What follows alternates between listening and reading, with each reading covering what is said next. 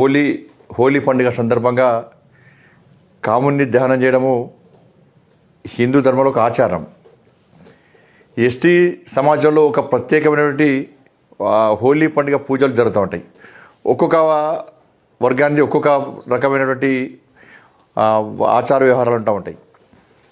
ఇవాళ ఎస్టీ సామాజిక వర్గానికి సంబంధించిన మహిళలు ఈ కాముని దహనంలో ఆ కార్యక్రమంలో భక్తి పాటలు పెడుతూ ఆ కార్యక్రమంలో పాల్గొంటున్న సందర్భంలో కొంతమంది గుండాలు వచ్చి విచక్షణ రహితంగా దాడి చేయడం,